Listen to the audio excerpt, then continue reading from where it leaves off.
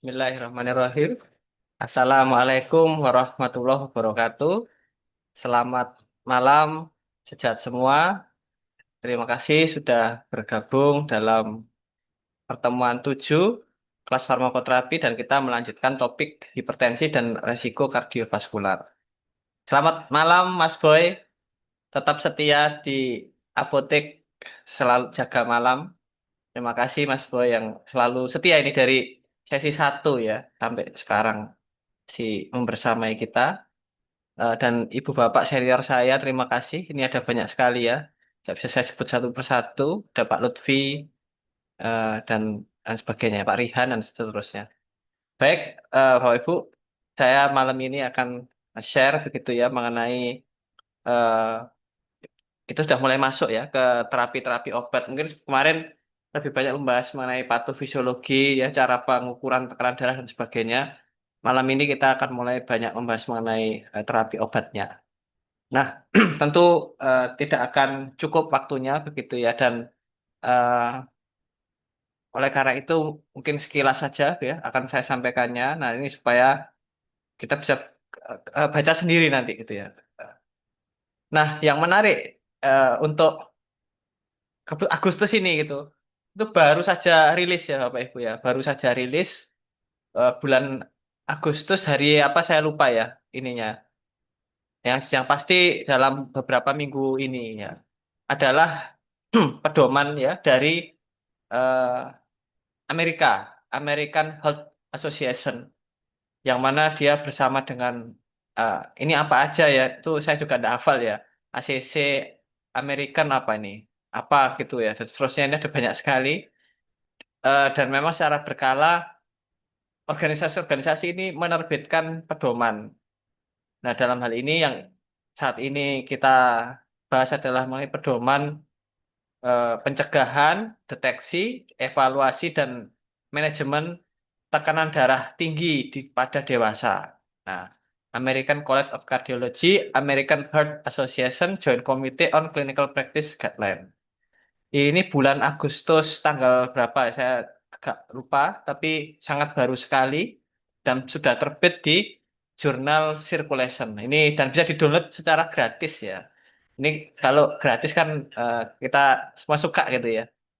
Nah, seperti makan bergizi itu gratis juga mungkin banyak yang suka gitu. Nah, kemarin saya sempat juga sharing ya mengenai pedoman dari benua yang lain ya.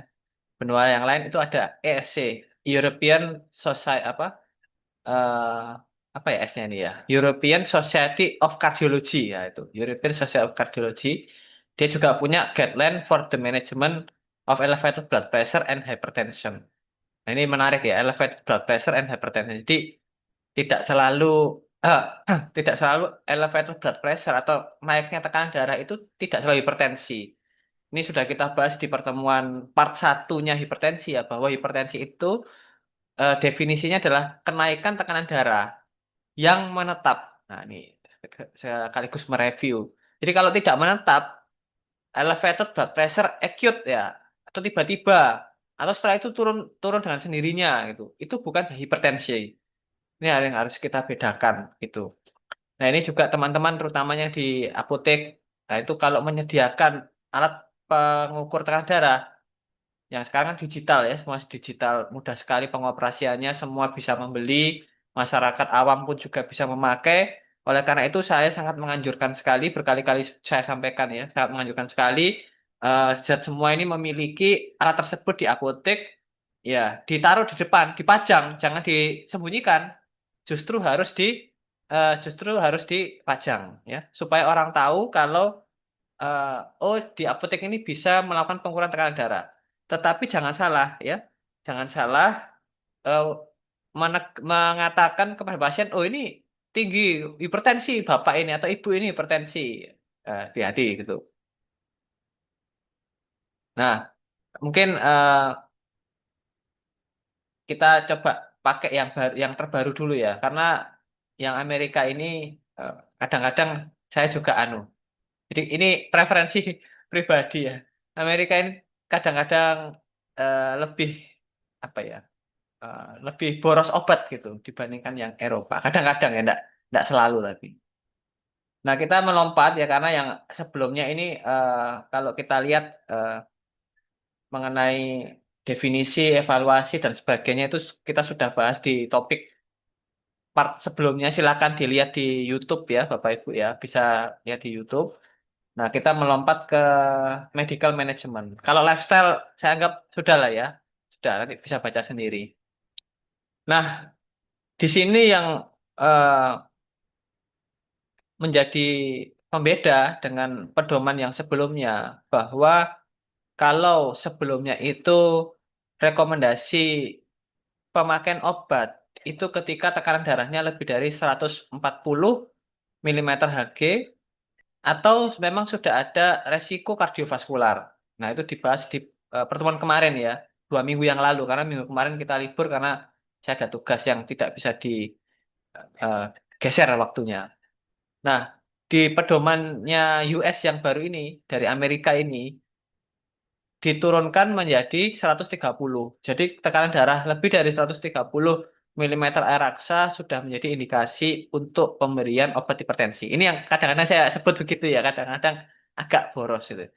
Perkara itu ini debatable ya Bapak Ibu. Ini meskipun ditulis ya quality of evidence-nya itu 1A ya, tapi ya begitulah ya.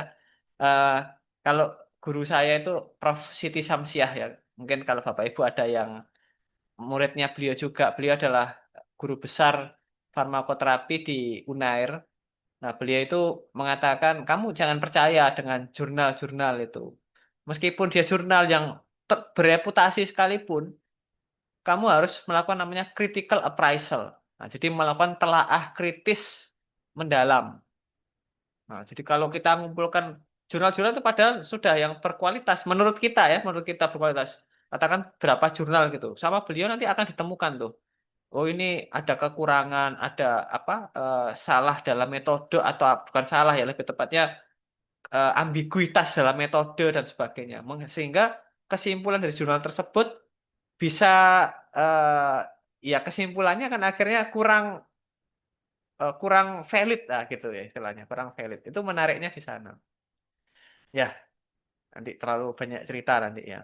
Nah, yang oleh karena itu ya kita perlu tetap apa istilahnya kritis tadi ya, objektif ya, secara objektif kita melakukan telaah secara mendalam. Nah, kan nggak mungkin ya setiap hari masa kita ada pasien masa harus ditelaah mendalam dulu gitu ya, membaca jurnalnya dulu. Ya terlalu lama gitu. Maka untuk alasan praktisnya ya kita ikuti aja. Jadi dan tidak bisa menyalahkan juga. Ini pun juga ditulis ya. Tekanan darah 140 pun juga ada, masih dianut ya. 130 juga ada. Jadi semuanya bisa diterima. Misalkan oh, ini ada klinisi, ada dokter tuh kok apa langsung memberikan obat ya. Nah itu. Nah, ini pertimbangannya beliau mungkin memakai yang ini bahwa kalau sudah ada hipertensi masih 130 boleh beri obat. Tapi ada juga yang 130 enggak apa-apa, 140 nah barulah minum. Nah itu. Nah, ini berarti menganut yang atas ini ya, menganut pedoman yang atas ini dia. Ya sama aja. Itu boleh-boleh aja. Sama seperti makanan kan. Kalau tidak suka soto belum tentu benci rawon kan begitu.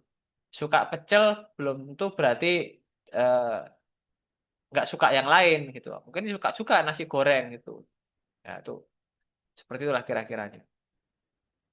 Nah, kalau kita melihat ya obat-obatannya itu ada di halaman ini di tabel 13 ya Bapak Ibu ya. Nanti nanti akan saya share di apa di grup ya, di grup WA ya mengenai pedoman ini. Nah, yang menjadi first line itu sama. Eh, so far tidak ada perubahan ya. Ini tapi sialnya barangnya hilang ya. HCT ini, hidroklorotiasid. Di Indonesia cuma ini ya, Indapamid ini ada tapi dalam kombinasi. Jadi tidak ada yang berdiri sendiri. HCT ada ya, berdiri sendiri, generiknya juga ada ini. Kemudian chloralidon kita tidak punya. Nah, semuanya daily frekuensinya sehari sekali. Biasanya kita sukai pagi begitu ya, karena obatnya sih long waktu paruhnya panjang sehingga Pak sehari sekali pun sudah cukup dan disukainya pagi karena ya supaya tidak mengganggu istirahat ya. Kalau diberikannya sore atau malam malam-malam nanti kebelet, nah gitu. Akhirnya mengganggu istirahat. Padahal istirahat malam yang berkualitas bagi pasien hipertensi itu sangat penting sekali Bapak Ibu. Karena di sana terjadi secara alamiah ya, terjadi penurunan tekanan darah. Sebab menurunnya hormon-hormon kortisol dan lain sebagainya, stres hormon itu menurun ketika istirahatnya berkualitas.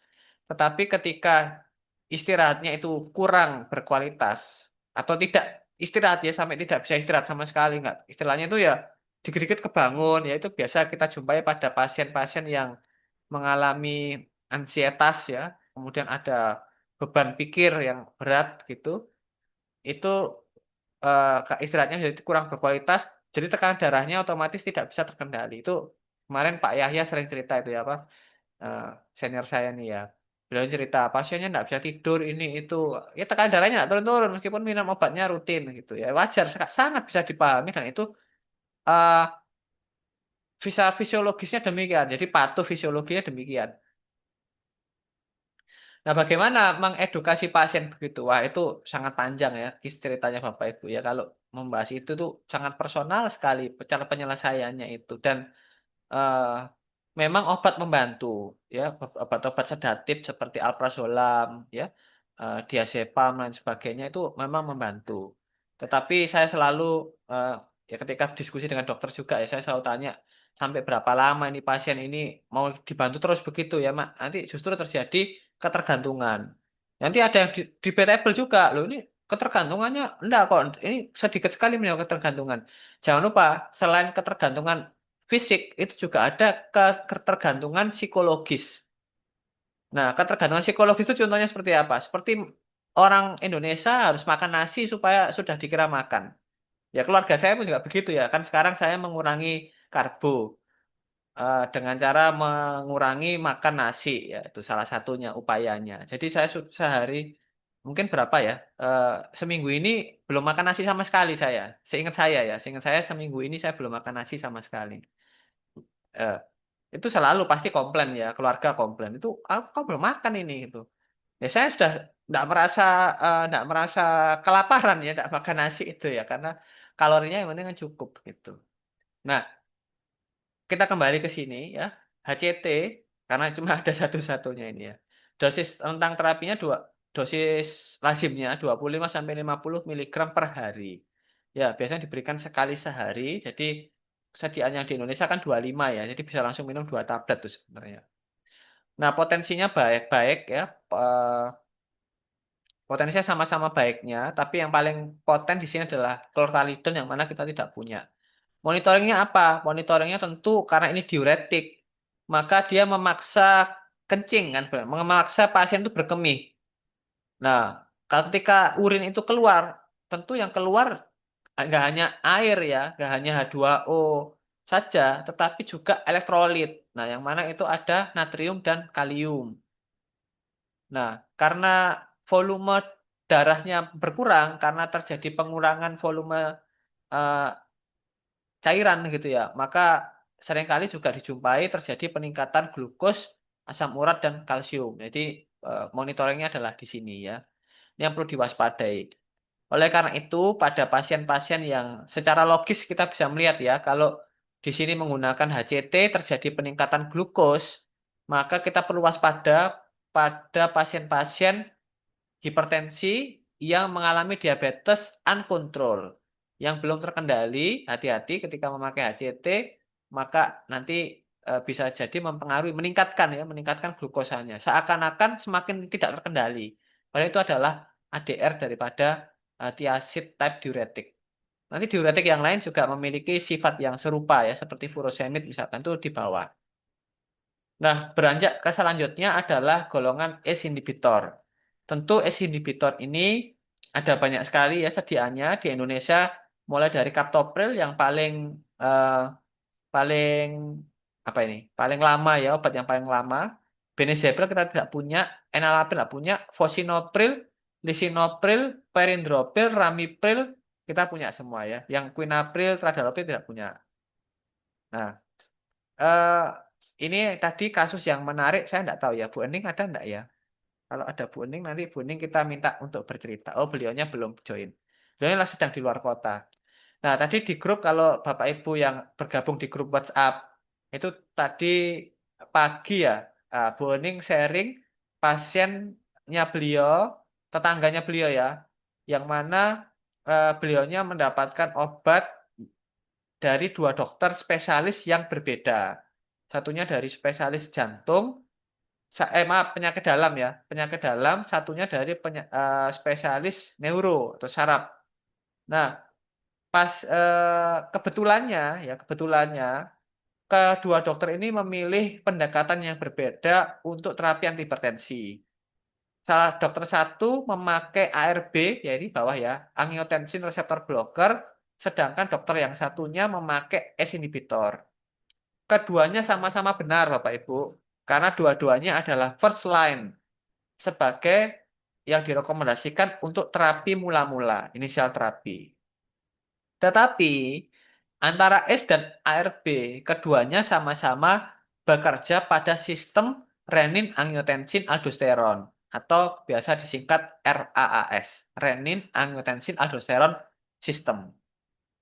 Nah, ketika menghambat ke dan bekerjanya berbeda ya, ARB sama S inhibitor bekerja berbeda.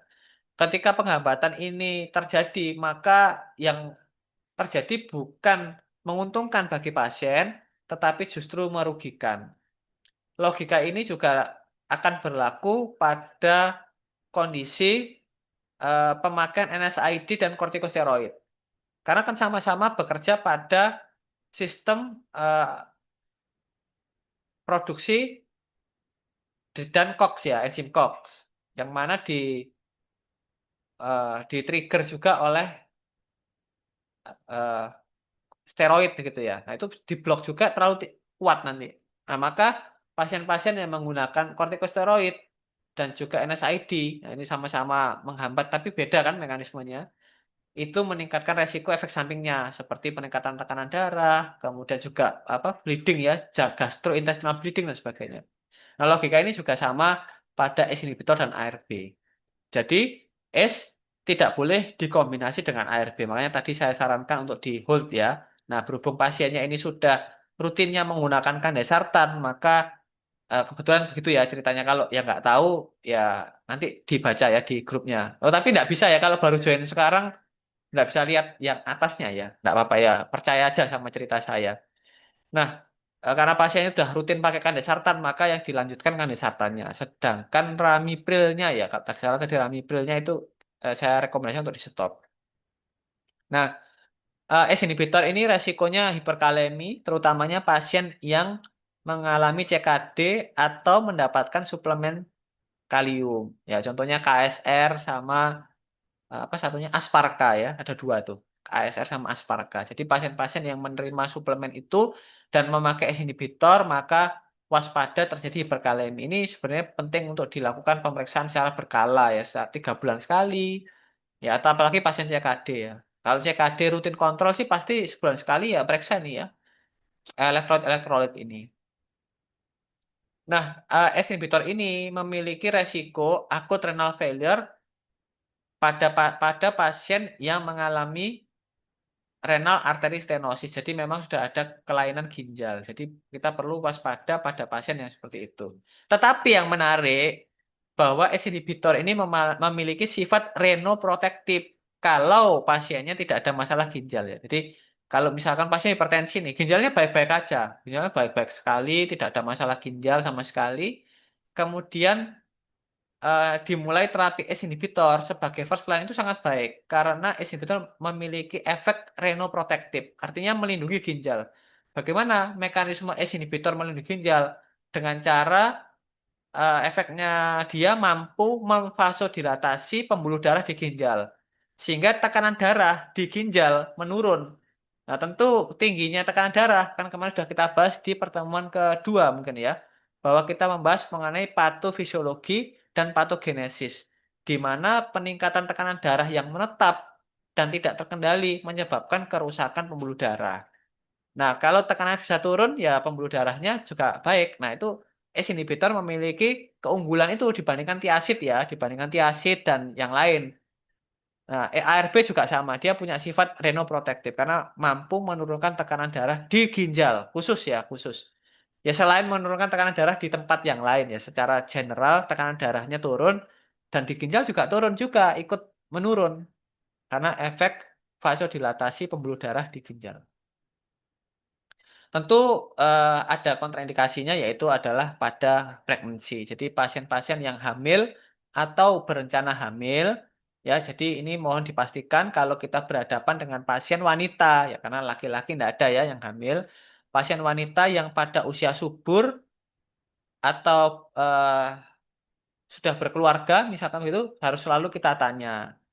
Tentu pertanyaan ini eh, perlu kita jelaskan begitu ya. Kadang pasien itu ada beberapa, tapi sekarang saya sudah jarang sekali ya. Dulu mungkin iya, tapi sekarang itu kalau saya tanya itu hampir nggak ada hampir nggak ada yang tanya kenapa kok tanya begitu tuh nggak ada. Ya, pasien sudah paham bahwa kita bermaksud melindungi beliaunya dan janinnya. Nah, tuh jadi beliau akan sangat respect sekali. Ini udah paham ya pasiennya. Tapi kalau pasiennya bertanya untuk apa, kita bisa jelaskan ya bahwa ini ada beberapa obat yang tidak boleh digunakan pada saat hamil karena mengganggu janin lah, apa menyebabkan kecacatan janin atau apa, ya tergantung obatnya ya, atau menyebabkan terjadinya keguguran misalkan gitu. Itu kita bisa jelaskan seperti itu. Pasien akan sangat menerima dan sangat respect sekali gitu ya ketika kita memastikan keselamatan beliau dan anaknya ya, janinnya. ARB sama ya tidak boleh pada pregnancy ini mirip-mirip lah. Memang ARB kan mirip-mirip ya. Nah perbedaannya kapan kita memakai S, kapan memakai ARB adalah ketika pasiennya mengalami angiodema dengan S inhibitor. Ya, jadi terjadi edem, ya terjadi alergi pada S atau misalkan terjadi batuk kering. Ya, ini saya sejujurnya jarang ya menjumpai pasien S yang mana batuk kering. Nanti mungkin teman-teman yang pernah menjumpai bisa sharing ya kasusnya seperti apa. Mungkin juga karena saya lebih pakai lisinopril dan ramipril ya kalau di apotek dibandingkan captopril. Meskipun saya juga menyediakan captopril ini. Karena yang paling murah kan captopril ya. Tapi sama aja ya, captopril kalau meskipun lebih murah pakainya itu sehari 2 sampai 3 kali. Kan lebih mending pakai ramipril ya atau lisinopril ya sehari sekali cukup gitu. Kan harga harga per tabletnya jadinya seakan-akan lebih mahal, tapi total sebulannya menurut saya kok hampir sama nanti jadinya ya. Nah, eh, sama juga karena ini menyebabkan bekerja di RAS, maka juga bisa ada resiko hiperkalemi pada pasien CKD atau yang menerima suplementasi kalium. Nah, ini mau diperhatikan. Ya, mirip-mirip kan ini sama, hampir sama. Nah, kalau pasiennya itu sudah memakai ES, mau diganti ARB, maka perlu diwaspadai ya, karena tadi obat ini kan nggak boleh ketemu sebenarnya. Jadi kita perlu memastikan bahwa pasien sudah melewati 6 kali waktu paruhnya. Nah, ini karena berhubung S sama ARB ini waktu paruhnya panjang-panjang ya, jadi perlu dihitung ya. Bisa lihat di browsing aja ya, kalau nggak punya Micromedec atau up to date bisa dengan browsing. Ketik aja waktu paruh S inhibitor. Misalkan kalau Captopril pendek ya, karena dia eh, lebih pendek dibandingkan yang lain waktu paruhnya. Kita kalikan itu 6 maka kita bisa memulai ARB. Kalau mau switch ya, oh ini es kok ternyata jadi batuk, jadi toleransi atau apa ya, maka kita switch dengan ARB. Nah, kemudian yang berikutnya adalah golongan CCB, calcium channel blocker, yang dihidropiridin. Karena CCB ini ada dua, ada yang dihidropiridin, ada yang non dihidropiridin.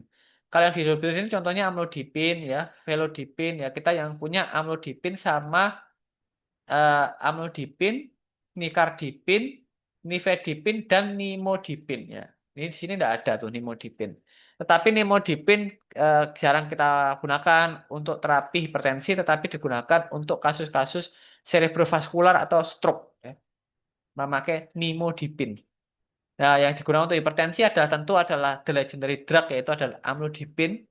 Nah, ini dan kemudian adalah nifedipin yang kemarin kita sudah bahas sekilas ya bahwa yang disarankan adalah menggunakan nifedipin yang ini yang apa di bukan yang immediate release ya, sustain release atau yang oros ya bentuk sediaannya. Tapi tentu amlodipin ini kemarin sudah banyak yang cerita ya pasien-pasiennya karena memang angka kejadian besar sekitar satu dari tiga kalau nggak salah ya, atau satu dari lima ya, sekitar itu satu dari lima pasien yang menggunakan amlodipin beresiko mengalami lower extremity edema atau edema perifer, ya kakinya bengkak lah begitu ya contohnya. Dan ternyata itu lebih umum pada perempuan dibandingkan dengan laki-laki. Ini kenapanya saya belum bisa menjelaskan ya, belum baca lagi nih. Dan ini adalah dose related. Jadi kalau pasiennya mengalami edema di tungkai ya di kaki begitu, maka kita bisa merekomendasikan untuk menurunkan amlodipinnya. Nah, karena ini bisa 2,5 sampai 10 miligram ya. Turunkan misalnya dari 5 ya dari 2,5. Tapi kan ada resiko tidak bisa terkendali, maka di situ nanti bisa ditambahkan dengan obat ARB atau S inhibitor misalkan. Ya atau ya, jadi pilih-pilih S atau ARB. Tapi bagaimana kalau pasien sudah memakai itu juga? Oh, pasien sudah memakai S inhibitor, sudah pakai S, sudah pakai CCB, CCB-nya sudah yang paling kalau turun lagi tensinya naik. Nah, maka kita bisa mempertimbangkan menambahkan diuretik ya, bisa memakai HCT atau indapamid ini ya. Nah, itu yang tentu pasti Bapak Ibu tahu ya, ada sediaan yang sudah ada kombinasi dengan eh, diuretik gitu ya. Nanti bisa sharing di chat ya mereknya. Nah, jadi eh, empat ini adalah empat golongan yang menjadi first line dari terapi hipertensi. Sudah tiazid, ya kebetulan adanya hidroklorida sama indapamid, kemudian S inhibitor ada banyak, ARB ada banyak juga di sini ya, ada telmisartan, hampir ada semua ya. Kita punya itu, Kande punya irbesartan, losartan, olmesartan, punya telmivarsatan ya. Lengkap ya, ARB kita ternyata. Minus eprosartan sama zilsartan aja. Dan saya juga belum pernah membaca ya apa keunggulan asil sartan sama eprosartan. Tetapi di sini yang ada kekhasan adalah telmisartan ya, yang mana nanti ekskresinya itu tidak lewat renal. Nah, jadi keunggulan telmisartan itu ya. Biasanya pasien-pasien CKD akan banyak menggunakan telmisartan dibandingkan sartan yang lain. Kalau CCB yang kita punya ya ada banyak sudah cukup ya amlodipin, ada nifedipin. Nifedipin kita punya dua macam ya, yang immediate release dan sustained release. Nimodipin tidak tulis di sini, nikardipin juga ada ini. Kita juga punya nikardipin. Oke, coba saya lihat ya di chat ya. Selesai. Taruh saja ya. Oke, oke ya. Baik. Saya lanjutkan dulu sebelum kita masuk ke diskusi ya, yaitu tabelnya hampir selesai. Tabelnya kita selesaikan dulu ya, secara sekilas ya. Next kita bahas di pertemuan selanjutnya. Nah, CCB yang non hydrogen, kenapa ini? Padahal sama-sama CCB, tetapi dia tidak dijadikan first line. Sebabnya adalah eh, obat-obat ini ya, itu memiliki sifat yang lebih apa? Eratik ya absorpsinya. Jadi eh, kemampuan penurunan tekanan darahnya itu tidak sebaik yang dihidropiridin ya. Nampaknya demikian. Dan juga memiliki interaksi dengan obat-obat yang lain ya. Jadi ada major drug interaction dengan dilithiazem dan dengan disitokrom ya, obat seperti ini. Dan sedianya kebetulan ER ya, dari Indonesia. Dilithiazem, verapamil kita punya semua, dua-duanya ini di Indonesia kita punya. Nah, tetapi dia dihindari karena ketika dikombinasi dengan beta blocker menyebabkan peningkatan resiko bradikardi dan heart block. Nah, sedangkan yang CCB yang dihidropiridin dia tidak demikian. Padahal pasien-pasien kardiovaskular ini banyak juga yang memerlukan terapi beta blocker. Jadi ini salah satu mengapa CCB non dihidropiridin tidak menjadi first line ya, selain karena ada eratik dalam absorpsinya itu tidak sepredictable amlodipin ya efeknya, itu ternyata dia juga memiliki resiko interaksi dengan beta blocker yang mana sering digunakan juga oleh pasien-pasien dengan cardiovascular disease. Menginjak selanjutnya adalah diuretik, ini karena sama dengan diuretik dengan diasid ya, mekanisme kerjanya berbeda. Loop loop lebih kuat efek diuresisnya dibandingkan tiazid, tetapi waktu paruh dari loop kebanyakan lebih pendek kecuali torsemid yang mana di Indonesia kita tidak punya. Furosemid ini waktu paruhnya 6 jam, ya tentu eh, itu menjadi legenda kenapa sediaan inovatornya itu mereknya itu ya Lasik ya. Last for 6 hour. Nah, karena waktu paruhnya sekitar 6 jam itu. Nah, furosemid ini juga tentu kita sarankan untuk dipakainya itu pagi dan siang ya. Kalau sore nanti kejadiannya sama tuh dengan tiasid yang di atas ya. Itu menyebabkan terganggu waktu istirahatnya. Mohon diperhatikan ya pada pasien-pasien yang sudah mengalami penurunan fungsi ginjal ya. GFR-nya sudah turun kurang dari 30. Nah, oleh karena itu memang ini yang longer acting, torsemid lebih disukai untuk hipertensi dan kita sayangnya tidak punya ya di Indonesia. Atau punya ya? Nah, kalau punya bisa di chat ya. Kalau saya tidak update ya mungkin di rumah sakit punya khusus ya. Tetapi untuk di community kayaknya saya tidak pernah ya menjumpai torsemid. Kemudian tentu ini sama ya menyebabkan hiponatremi, tetapi eh, tetapi di sini nampaknya tidak terlalu kepada kalium ya. Nah, tapi tentu tetap perlu dimonitoring ya, karena kalium ini sangat sensitif sekali ya pada pasien-pasien kardio ini.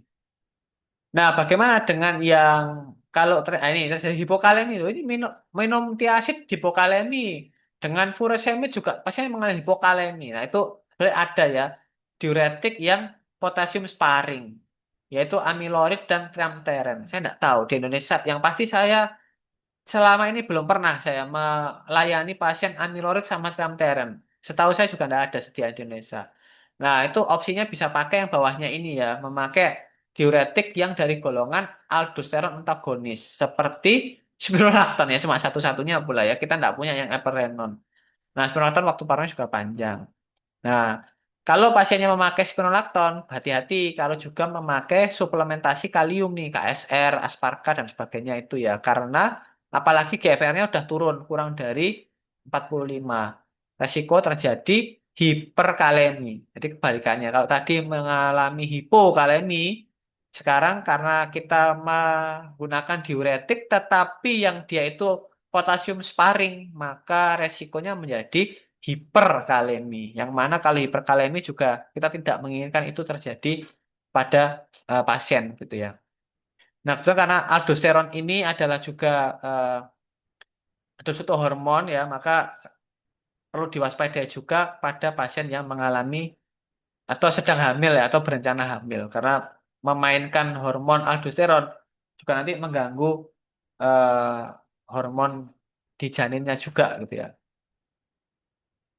Beta blocker ini tidak direkomendasikan pada pasien hipertensi kecuali pasiennya mengalami chronic heart disease atau heart failure atau gagal jantung ya.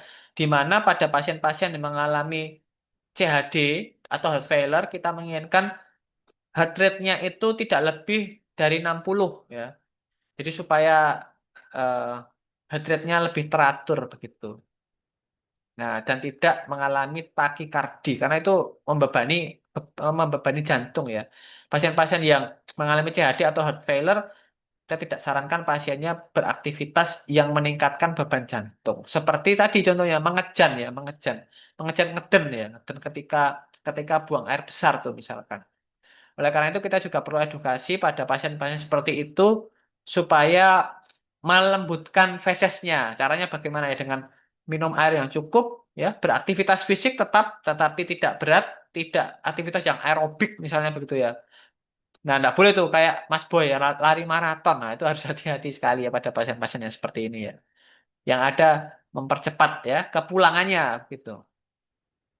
Nah, kita punya cukup obat ya di sini ada dua opsinya kita punya ya atenolol, bisoprolol dan metoprolol di Indonesia ada semua sediaannya. Betaxolol kita tidak punya. Bisoprolol mulai dari 2,5 sampai 10 miligram ya. Ada generiknya, semuanya ada generiknya nih ya. Nah, yang menarik adalah nebivolol ini. Nebivolol itu satu-satunya yang memiliki efek vasodilator ya, karena dia mengindus nitrik oksid. Nah, jadi salah satunya keunggulannya nebivolol adalah seperti itu. Seingat saya ini belum ada generiknya ya sampai dengan tahun kemarin lah setidaknya ya. Kalau tahun ini saya mungkin kurang update ya. Nah, ini baru ada eh, brandednya ya, Nebivolol. Nebilet ya mereknya.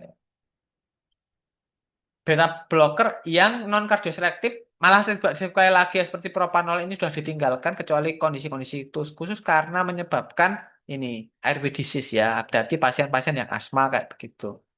Maka lebih disukai yang beta blocker yang kardioselektif yang atas ini ya. Pakai bisoprol. Ini udah yang paling lazim kan ini ya bisoprol. Obatnya juga murah, banyak tersedia dan relatif predictable ya efeknya.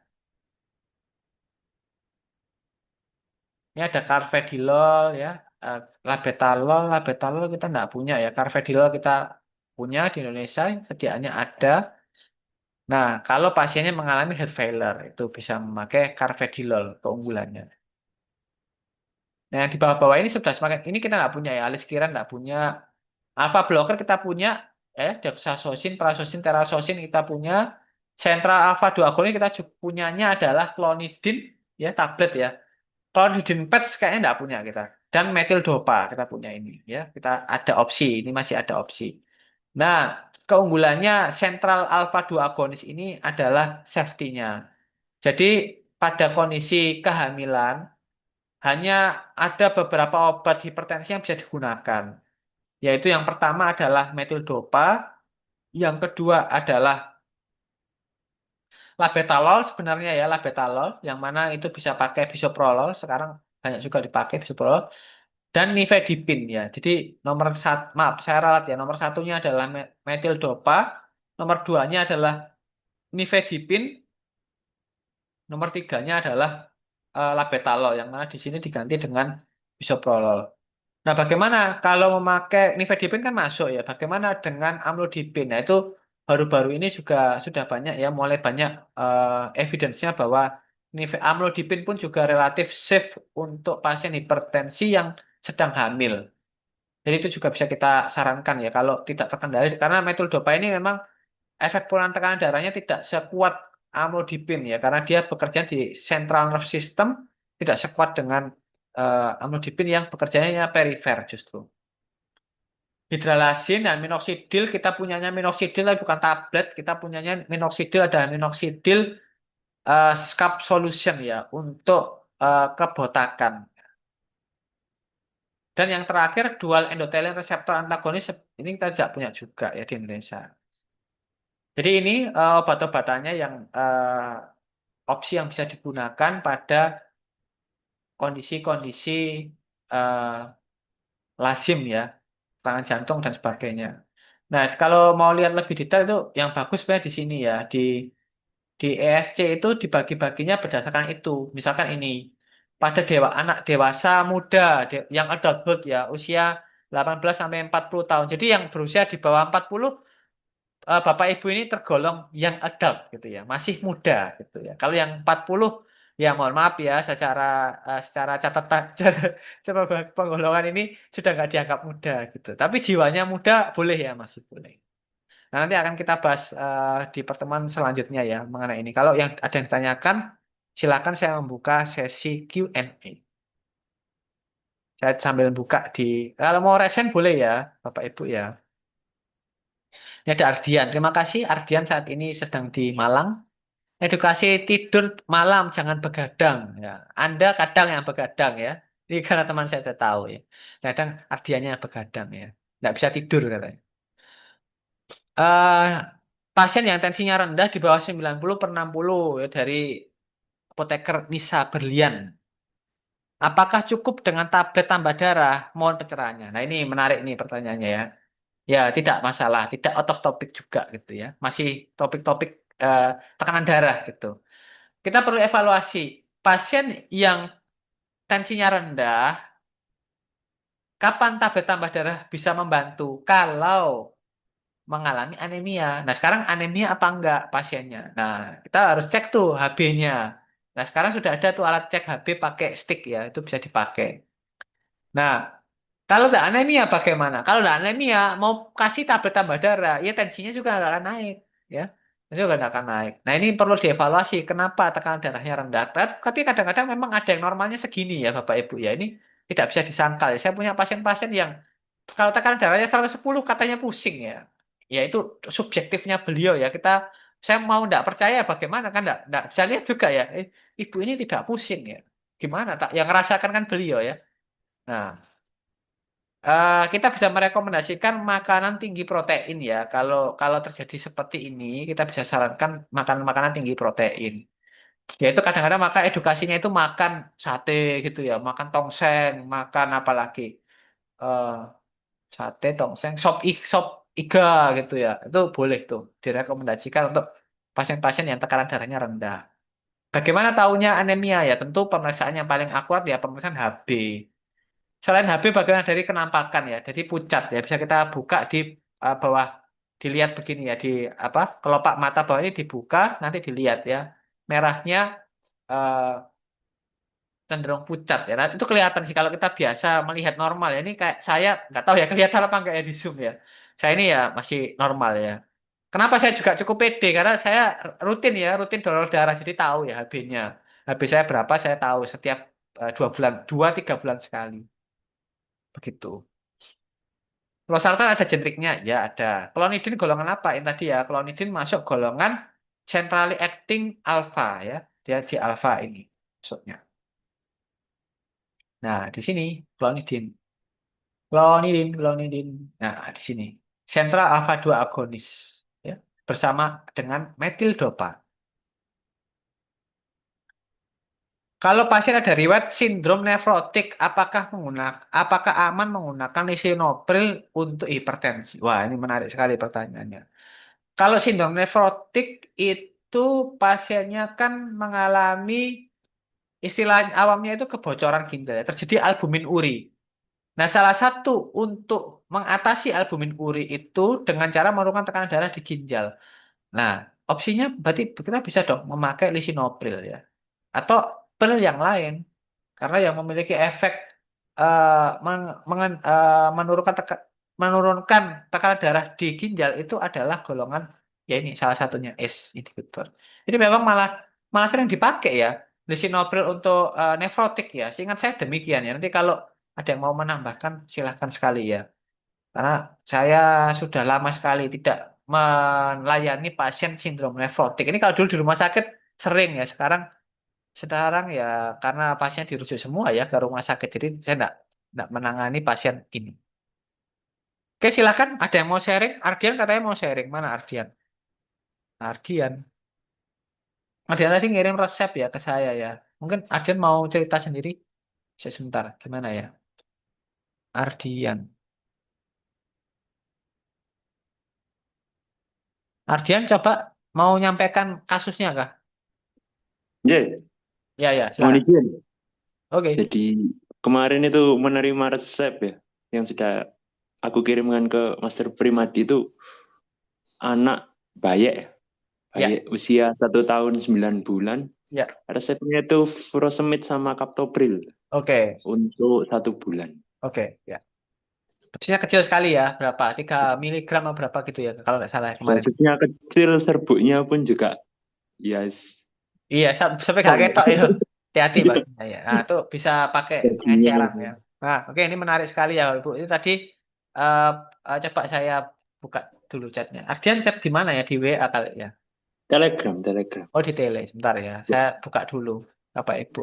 Mungkin bisa di-share ke itu. Tapi tolong disensor nama pasien sama itunya, Tak nomor. bacakan aja makanya aku lupa mengcopy jadi tak bacakan aja.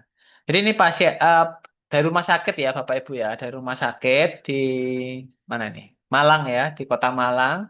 Dari spesialis anak ya, konsultan saya nggak tahu ya konsultan apa ini beliaunya ini. Nah, resepnya itu furosemid 4 miligram 30 bungkus ya. Sehari satu kali sehari sekali 4 miligram. Dan kaptopril 3,125 miligram seharinya 2 kali ya, dua. Jadi resepnya 60 bungkus. Nah, pas anaknya berusia 1 tahun 9 bulan laki-laki. Nah, tentu sayangnya di sini tidak tercantum ya, eh, tidak tercantum diagnosisnya dan kita tidak bisa melihat diagnosisnya dari resep yang diterima Ardian ini. Tetapi kalau kita melihat kondisi ini, itu kemarin saya juga bilang ya sama Ardian ya, bahwa ini kemungkinan pasien anak dengan kelainan jantung bawaan. Nah, apakah kelainan jantung bawaan itu orang tuanya yang ada kelainan jantung juga? Tidak selalu ya Bapak Ibu ya. Jadi saya mungkin kemarin pernah cerita ya, atau di forum ini atau di forum lain ya, bahwa keponakan saya sendiri itu mengalami kelainan jantung bawaan, dioperasi ya, dioperasi. Ketika usia berapa bulan gitu ya. Berapa tahun maksud saya, berapa tahun. Nah, apakah orang tuanya mengalami enggak, orang tua dua-duanya sehat ya, kondisinya baik. Mengapa bisa terjadi demikian? Oh, banyak sekali faktornya. Sampai sekarang faktor utamanya apa belum jelas gitu ya. Yang pasti sejak lahir mengalami kelainan jantung. Nah, istilahnya istilah awamnya jantung bocor. Nah, oleh karena itu, maka diberikan kaptopril dan furosemid ini untuk mengurangi beban jantung. Ya sama prinsipnya dengan penggunaan obat antihipertensi ya, bahwa diberikan furosemid untuk menurunkan beban jantung. Sama juga dengan kaptopril. Nah, keunggulannya ACE inhibitor ini selain renoprotektif apa? Dia memiliki efek kardioprotektif dengan cara mencegah terjadinya mengurangi potensi dan remodeling. Jadi jantung eh, sel jantung itu kan nama ilmiah aslinya kan miokard ya. Mio itu adalah otot, kard itu kardio dari kardio jadi jantung. Jadi miokard adalah otot jantung. Nah, otot jantung ini kalau dia mengalami kerusakan, maka dia tidak bisa kembali 100%. Dia akan menjadi jaringan parut atau scar. Nah, ini disebut dengan remodeling. Nah, semakin banyak otot jantung yang rusak, maka semakin banyak terjadi scar, terjadi scar tisu, terjadi jaringannya tidak pulih sempurna. Nah, problemnya scar tisu ini tidak bisa berkontraksi sebagaimana miokard, sebagaimana otot jantung. Oleh karena itu, kalau banyak scar tisu, maka terjadi gangguan fungsi jantung. Apa gangguan fungsi jantung ini? Ya tadi berkontraksi kan jantung kan butuh berkontraksi ya untuk bisa berdetak dengan baik. Maka kalau banyak scar tisu terus-menerus begitu dari remodeling yang besar, maka ujungnya adalah gagal jantung. Kenapa ya? Tadi tidak bisa berkontraksi ya. Fungsi jantung kan berkontraksi. Kalau tidak bisa ya gagal jantung. Gitu. Jadi begitu jawaban saya karena dengan keterbatasan informasi dari resep dan mungkin saya tidak tahu ya apakah sempat dikonfirm kepada pasiennya. Kalau tidak sempat ya sebatas itu info yang bisa kita eh, sampaikan gitu ya di forum ini gitu. Tentu ke pasien kita bisa explore ya. Pasien sakit apa anaknya kayak begitu. Oke, saya lanjutkan dulu ya. Dari Bu Yuni ini. Bagaimana pemakaian dilitiasem 3 kali 15 dan 4 miligram kandesartan tiap 2 hari sekali. Apakah rasional? Karena kandesartan biasanya kan 8 mili. Nah ini pasiennya kenapa dulu nih? Ini bisa ceritakan ya kenapa pasiennya. Kalau ditanya rasional apa enggak, tentu kita bisa melihat pasiennya ini mengapa begitu ya. Apakah karena pakai 8 mili terlalu kuat misalkan. Oh, bu pasiennya. Nah, Ibu kenapa? Bisa diceritakan mungkin ya lewat apa? Uh, mau bercerita sendiri kah? Bentar. Gimana caranya nih? Eh coba saya begini begini bentar. Nah, coba Bu Yuni mau cerita sendiri. Ibu kenapa? Iya, Iya. saya nggak tahu sebabnya kenapa kok kombinasinya seperti itu. Jadi awal saya divonis untuk hipertensi, saya MRS itu tensi posisi di 170 180, yang Ya. bawahnya itu saya di 100 sampai 110. Oke. Kemudian saya dikasih lisinopril waktu di rumah sakit, dipantau selama kurang lebih 1 minggu. Terus saya keluar rumah sakit itu masih pakai lisinopril. Tapi begitu hari ketujuh, tensi saya itu terlalu drop. Jadi Oke. saya gelieng. Nah, Ya. akhirnya waktu Senin kontrol ke dokter, saya diganti dengan bisoprolol 1,25 mili. Ya. Eh, tunggal ya. Jadi maksudnya apa dosisnya itu di kapsul gitu. Nah, saya pakai, oke, masih bisa. Masih bisa di apa awal setelah kontrol itu bisa. Terus akhirnya apa begitu hari ke-7 juga atau hari ke-8 gitu. Pokoknya setelah berapa waktu bisa gitu sampai tensinya itu cuma 96/60. Nggak Oke. kuat, saya pusing, kepala berat. Nah, terus akhirnya kan saya diberhentikan obatnya. Nah, dapat hampir 2 bulan, terus tensi saya naik lagi sampai di posisi 160. Nah, akhirnya terus dari dokter jantung ngasih saya diltiazem 2 kali 15. Nah, dipantau, dipantau, ternyata tetap nggak nampol. Tensi yang bawah, yang apa, diastolnya itu tetap di atas 90. Jadi bisa 98, 100, pokoknya cenderung tinggi. Tapi yang tensi atas, yang sistol itu sudah baik. Nah, terus akhirnya dokternya bilang, ya boleh. Nanti kalau pas agak tinggi waktu di tensi, tambahkan aja diltiazem 1 lagi. Nah, dipantau lagi, akhirnya ditetapkan 3 kali setengah. 3 kali 15 ya maksudnya, 3 kali setengah tablet. Nah, dengan berjalannya waktu, kemudian saya sempat ganti dokter. Nah, terus dia orientasi, saya langsung dikasih, ya kalau gitu tambahkan kandesartan 4 mili Ah, tapi 2 hari sekali ya, gitu. oke.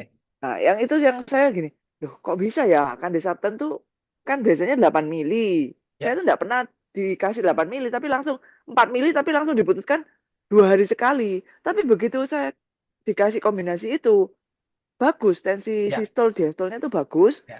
Nah, terus sekian lama saya dicoba, sudah kalau gitu kandesartannya di stop. Begitu di stop, balik Naik. lagi, Ya, oke. diastolnya naik lagi gitu. Ya, Jadi yang saya pikir, loh ini ya. gimana ya dosisnya, maksudnya kok kecil tapi kok efeknya bisa signifikan untuk diastol gitu.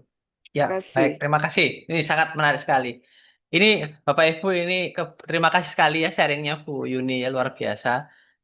Dan saya senang sekali karena apa?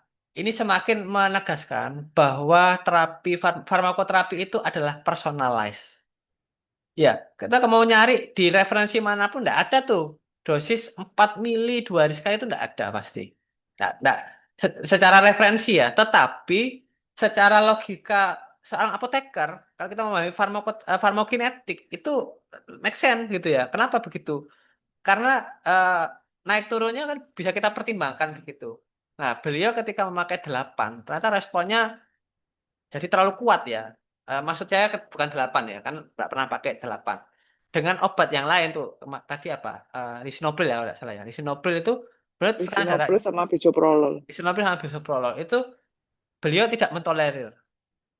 Nah, terlalu kuat padahal dengan dosis lazim ya. Bahkan bisoprololnya 1,25 ya, 1,2 itu paling kecil itu sudah. Nah, sehingga kalau saya Bu, jawabannya sangat masuk akal sekali selama bisa terkendali. Nah, jadi ini adalah sama seperti bikin apa ya? Ya namanya itu ya, personalis itu seperti itu. Apakah beliau ini termasuk yang eh, slow metabolism ya, metabolisme obat-obat itu lambat ya, cenderung lambat dibandingkan yang lain. Mungkin bisa begitu. Nah, atau bahkan juga ada pasien tuh. Ini pasien ini udah minum macam-macam enggak merespon ya. Nah, bisa jadi pasiennya fast metabolisme. Jadi obatnya itu cepat sekali di metabolisme menjadi tidak aktif. Sehingga memakai dosis tertinggi pun itu ya tensinya belum terkendali. Nah, bisa jadi seperti itu. Ini nanti ke depan kan kita bicara apa farmakogenomik atau apa itu ya sekarang mungkin akan semakin lazim ya kan kita jumpai 10-20 tahun lagi itu akan menjadi common pemeriksaan dulu, periksa dulu apa sama kemarin itu saya diskusi dengan eh, sama guru besar ya dari farmasi juga ya di Jogja begitu ya. Nah, beliau itu mengatakan begini, sekarang itu pasien-pasien diabetes itu banyak yang diperiksa genomiknya. Nah, untuk farmakogenomik tadi. Karena apa? Bisa tahu apakah pasien ini itu akan merespon nggak dengan metformin atau meresponnya dengan sulfonylurea atau tidak dua-duanya. Nanti kan kalau nggak dua-duanya ya meskipun first line-nya kan itu first line-nya metformin sama di Indonesia ya masih metformin dan sumber ureanya sekarang pakainya glimepiride ya. Sekarang banyaknya pakai glimepiride. Nah, ternyata ada juga tuh eh, masalah genetik ya pasiennya. Dia tidak merespon dengan metformin. Padahal itu first line. Nah, jadi kan ya udah nggak usah pakai metformin ngapain gitu kan? Nggak merespon. Ya, secara teori ya, secara teoritis dan itu sudah banyak penelitiannya begitu. Jadi kita pakai obat yang lain langsung ya, langsung pakai obat yang lain. Pakai apa? SGLT2 kah atau pakai pioglitason misalkan ya kalau mau pakai yang dengan mekanisme yang mirip ya dengan metformin. Contohnya demikian. Jadi rasional Bu jawabannya, jawaban saya rasional sekali karena itu memakai prinsip farmakokinetik ya. Supaya tidak terjadi lonjakan yang tinggi. Harapannya ya terkendali, lebih terkendali ya. Seperti prinsip titrasi dosis. Jadi Bapak Ibu kalau terapi hipertensi ini memang prinsipnya adalah prinsip titrasi dosis sebenarnya. Nah, start low, go slow. Jadi mulai dari yang paling rendah dan dinaikkan secara bertahap sampai dengan terkendalinya tekanan darah. Bagaimana kalau eh, tekanan darahnya ngedrop tadi ya, seperti kisahnya Bu Yuni tadi. Maka juga titrasi kebalikannya, diturunkan, turunkan. Sampai mana yang bisa below tolerir.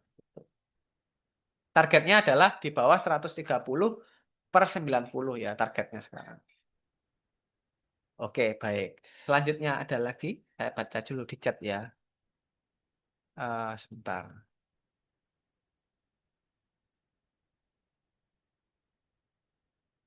Eh, Kalau pasien mau lepas obat hipertensi sekitar tensi sekitar 140, apakah memungkinkan? Apa bisa diawali dengan kombinasi dengan herbal seperti mengkudu dan daun salam? Oh ya, oke, menarik sekali juga. Ya, ini Pak Deki ya. Pasiennya sebenarnya, apakah pasien itu harus minum obat? Tidak, sebenarnya saya jawab tidak. Tidak semua pasien harus minum obat, tetapi pasiennya harus bisa mengendalikan tekanan darahnya. Pakai cara apa? Itu kemarin kita bahas ya di sesi kemarin ya 2 minggu yang lalu. Bisa dicek di YouTube bahwa penurunan berat badan, istirahat yang cukup, ya, kemudian mengurangi mengurangi intake dari natrium, meningkatkan kalium ya dengan makanan buah-buah yang baik ya, buah dan sayur yang beraneka ragam ya. Kemudian Mediterranean diet gitu ya dengan salad ya, salad. Salad di sini kan juga ada ya gado-gado gitu ya. Gado-gado tapi banyakin jangan terlalu banyak saus kacang ya gitu karena itu banyak natriumnya juga tuh ya saus kacang. Itu boleh-boleh aja kalau dia terkendali. Saya udah pernah cerita ya pasien saya yang kemarin tuh. Tensinya 105 sama ini, 150-an. Malah lebih tinggi lagi tuh. Lebih ini masih mending ya 140, pasien 150 lebih. Hanya dengan menurunkan berat badan dan melakukan puasa. Tekanan darahnya bisa menjadi 130, 140. Memang masih hipertensi, tetapi itu pencapaian. Karena tanpa obat loh, tanpa obat sama sekali. Dan masih muda ya, usianya 30-an ya. 30, mungkin sekarang 35-an mungkin usianya. Jadi boleh-boleh aja pasiennya mau, oh saya mau mencoba mengkudu dan daun salam. Boleh, silahkan. Kalau saya boleh, silahkan mau pakai itu. Tetapi jangan lupa kontrol tekanan darah, fungsi ginjal, fungsi heparnya rutin dikontrol. Jadi tetap nggak boleh tuh. Oh ini saya herbal, tetapi saya tidak kontrol. Nah, itu salah. Silakan. Dan tentu strategi-strategi lain yang sudah evidence based. Ya tadi menurunkan salah satu yang paling tinggi evidennya adalah menurunkan berat badan sampai BMI ideal. BMI sekitar 20-an ya idealnya. Begitu ya Pak Deki ya. Semoga bisa menjawab. Kalau mau kombinasi dengan obat hipertensi juga boleh juga ya. Mau pakai apa? Amlodipin, mau pakai lisinopril, lah silahkan, boleh-boleh aja. Nih Mas Boy, terima kasih sharingnya juga. Ureum 124, kreatin 7, tensi, kolesterol, ini amlodipin, rumah sakit sebab orangnya naik 100 kali.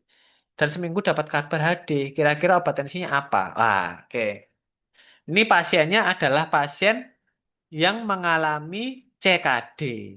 Nah, kalau pasien CKD, apa opsi terapi terapi hipertensinya, terapi tensinya adalah HD. Ya, terapi hipertensinya adalah hemodialisis ya. Salah satunya ya Mas Boy, ini kita bisa lihat tuh di sini. Nah, tuh. Di di halaman 65 ya, 65 64 nih. Recommendation for managing hypertension in patient with chronic kidney disease. Nah, pada pasien diabetes atau yang tidak diabetes dengan CKD moderate severe dan tekanan darahnya lebih dari 130/80, maka dioptimalkan lifestyle. Nah, itu satu. Dua, blood pressure lowering medication yang menurunkan resiko cardiovascular disease. selama masih bisa ditoleransi. Nih. Obatnya apa? Coba kita lihat ya. Ada obatnya nggak di sini ya? Pada pasien dengan CKD yang mendapatkan tekanan darah GFR-nya lebih dari 30, direkomendasikan target sistoliknya 120 sampai 130 ya, kurang dari 130 ya. Selama bisa mentolerir, ini targetnya. Kemudian apa lagi ini? Eh, pada pasien hipertensi yang memiliki CKD dengan GFR lebih dari 20 mili per menit per 1,73 meter square, SGLT2 inhibitor direkomendasikan untuk meningkatkan outcome dan bisa menurunkan tekanan darah. Wah, ini saya juga baru tahu ini. Nah, ini fungsinya belajar itu seperti ini ya, Bapak Ibu ya. Saya juga senang ya mengadakan kelas ini ya, karena memaksa saya untuk belajar terus. Ternyata rekomendasinya memakai SGLT2. Terus kalau nggak diabetes gimana nih? Masnya diabetes nggak, Mas Boy? Coba diketik ya. ACE inhibitor atau ARB adalah yang paling efektif untuk mengurangi albuminuri ini tadi ya, berkaitan juga sama kasus nefrotik tadi ya, karena pasien sindrom nefrotik juga mengalami albuminuri dan menurunkan tekanan darah dan harus dipertimbangkan sebagai strategi pengendalian tekanan darah pada pasien hipertensi dengan mikroalbuminuria atau proteinuria. Nah, sekarang pertanyaannya, apakah pasiennya masih bisa memakai ACE inhibitor atau ARB, sedangkan pasien sudah CKD? Itu bisa kita lihat dari masing-masing monograf obatnya.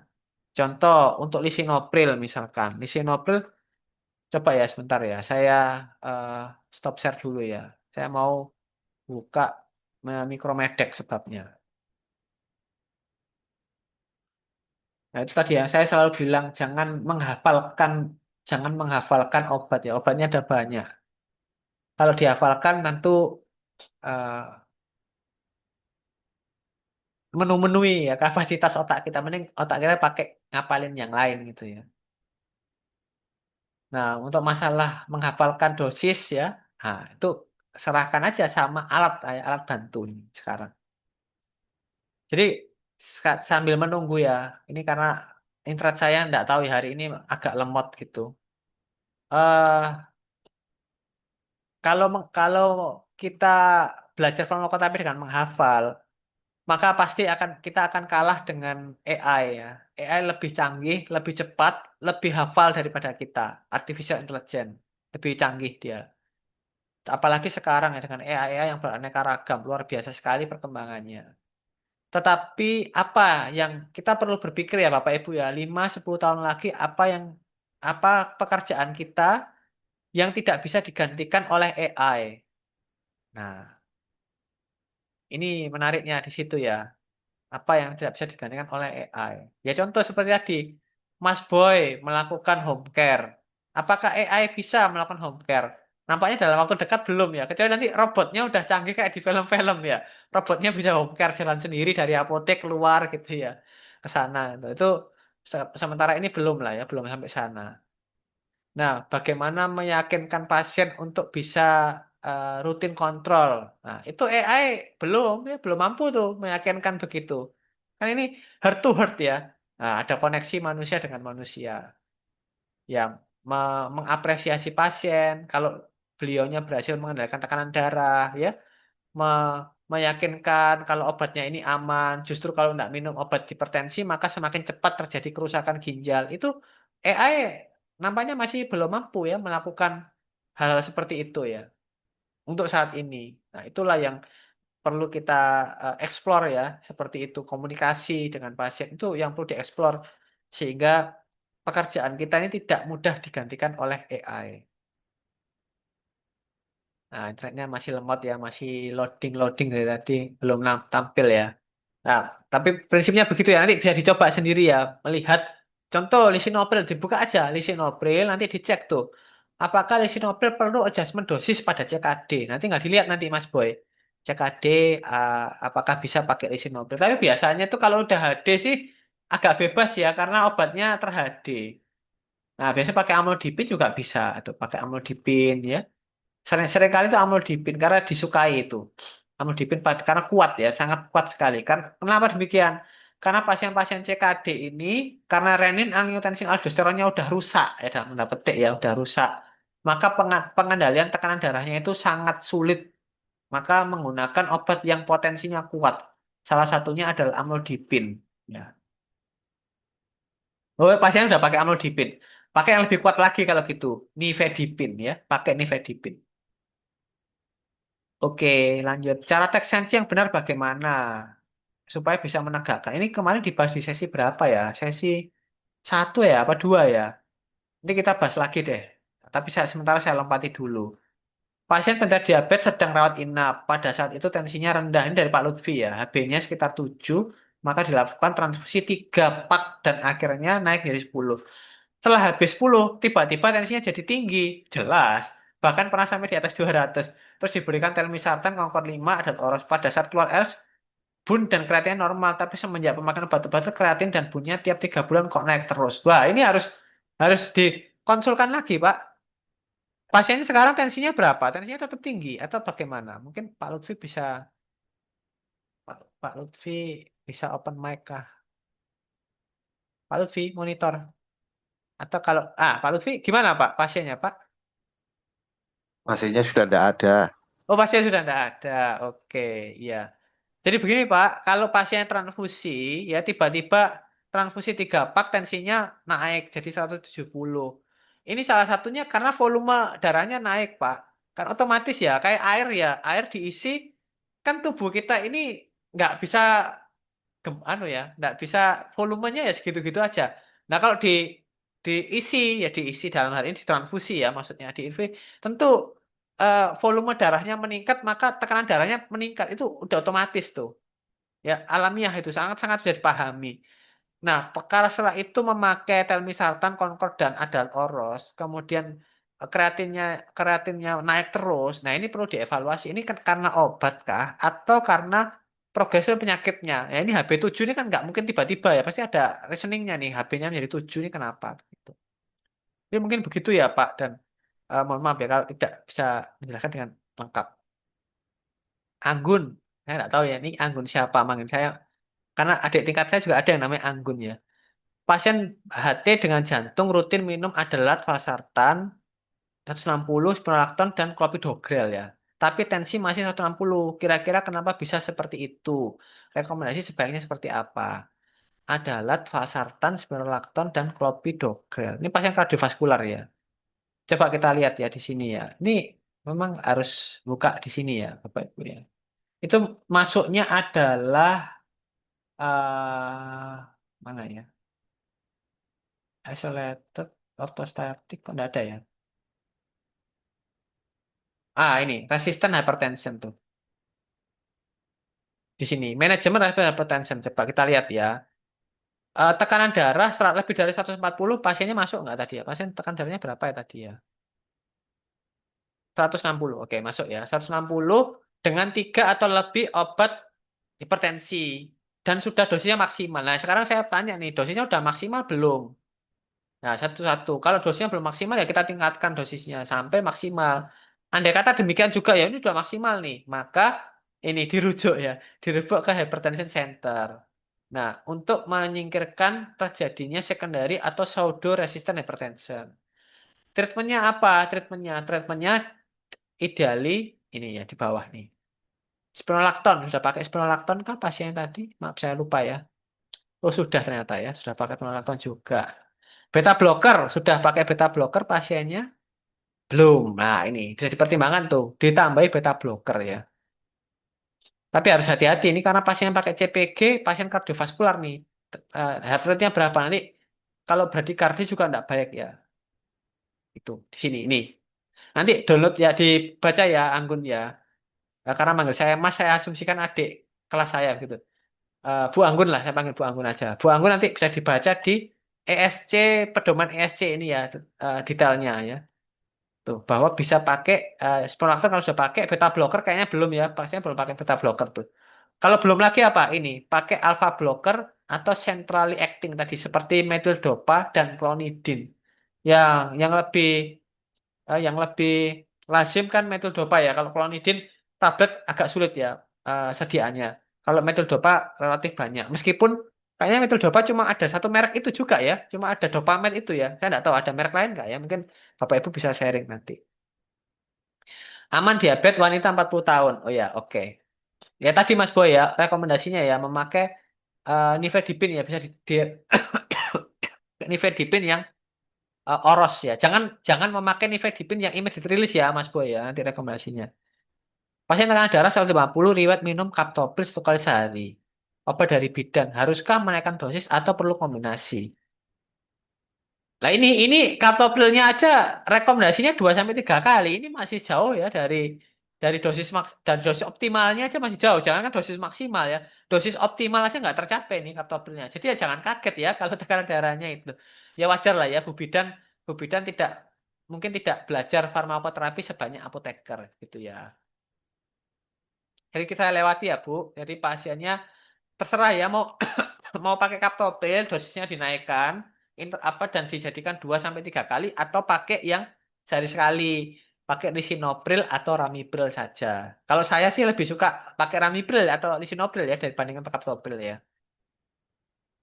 Pasien kasus akut hipertensi akut maksudnya ya atau bagaimana nih? Atau hipertensi tidak menetap. Saran terapinya bagaimana? Karena selama ini saya di apotek kalau menemui pasien tensi tinggi langsung rekomendasikan obat.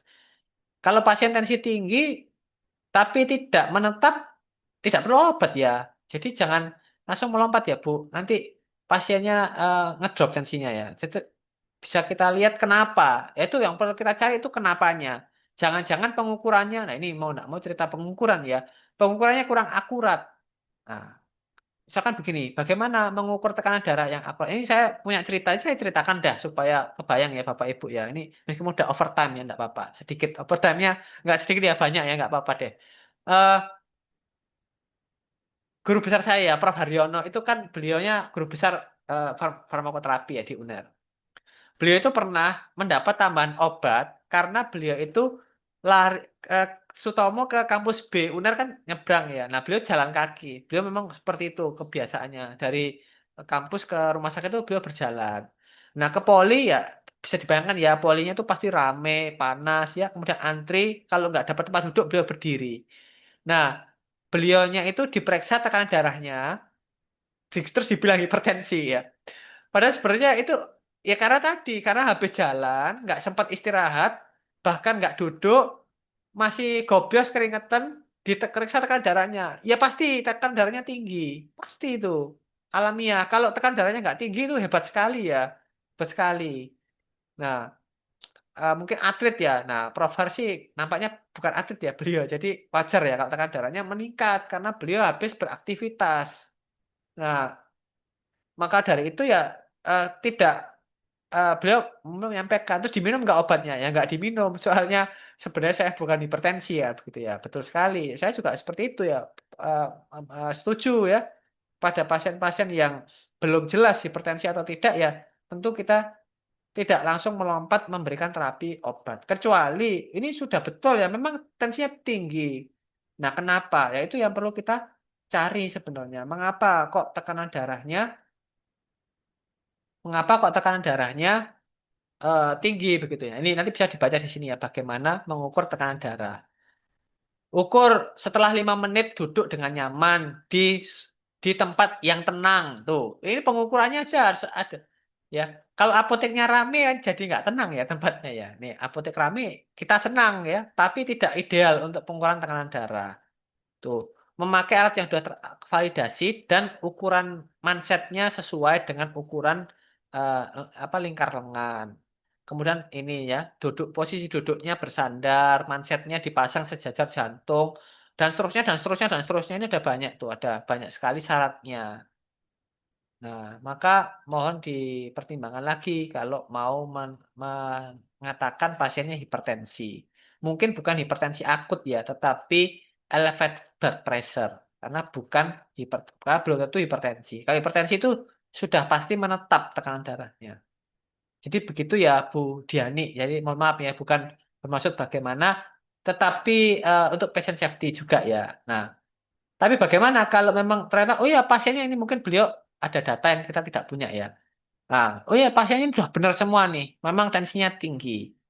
Nah, maka kita bisa sarankan, kalau saya sih lebih suka dengan obat herbal ya, untuk untuk terapi-terapi seperti ini ya. Karena obat herbal kan onsetnya juga tidak terlalu cepat ya, sehingga margin safety-nya juga seringkali lebih lebar. Tuh. Tadi boleh itu. Atau tadi jangan-jangan pasiennya tadi hipertensinya kenapa? Karena obes misalkan, obesitas. Nah, itu juga bisa tuh menyebabkan tekanan darahnya mudah naik ya. Oke, baik, sudah habis yang di chat ya. Ada yang mau raise hand kalau mau sharing? Nggak ada ya, udah lewat Pak banyak nih. Nanti saya share ya dua PDF yang kita baca tadi akan saya share rekomendasi herbalnya apa. Bisa pakai macam-macam ya, banyak kok herbalnya bisa pakai dia. Mau pakai mengkudu boleh, mau pakai apa? Kumis kucing ya. Kumis kucing bisa, mau pakai black garlic juga bisa. Black garlic itu fermentasi bawang putih ya. Black garlic nanti bisa browsing tuh black garlic. Kalau pasien sudah diabetes pakai sambiloto juga bisa. Banyak banyak sekali pilihannya ya untuk hipertensi. Cuka apel, nah, saya belum pernah pengalaman nih kalau cuka apel. Baik, kalau tidak ada lagi yang ya masih ada sih sebenarnya ya. Kita ketemu lagi insya Allah minggu depan tuh semoga saya ngintip jadwal dulu ya. Khawatir sudah ada sesuatu yang teragenda. Tapi nampaknya kok enggak ada. Minggu depan insya Allah tanggal 4 September ya. Kita coba satu lagi pertemuan tentang hipertensi.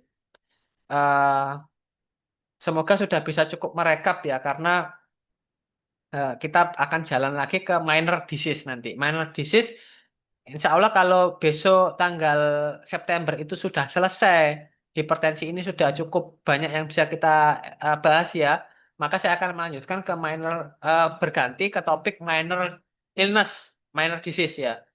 Insya Allah besok topiknya mungkin di bulan September dan November adalah terkait minor illness yang memerlukan terapi antibiotik. Nah, nanti pas bersamaan dengan di bulan November adalah eh, Hari Pekan Kesadaran Antibiotik Sedunia ya itu. Oke, Bapak Ibu sejahat semua, senior-senior saya yang selalu membersamai. Terima kasih atas dukungannya dan kehadirannya. Semoga apa yang kita bahas pada malam hari ini tentang hipertensi bisa kita manfaatkan untuk diri kita sendiri yang pertama, yang kedua untuk keluarga kita, dan yang berikutnya adalah untuk masyarakat atau pasien-pasien yang kita layani di tempat praktek kita masing-masing. Semoga segera bisa kita terapkan ya ilmu yang kita pelajari ini. Saya juga belajar banyak malam ini. Terima kasih sekali lagi sharingnya Bapak Ibu. Saya akhiri. Wassalamualaikum warahmatullahi wabarakatuh.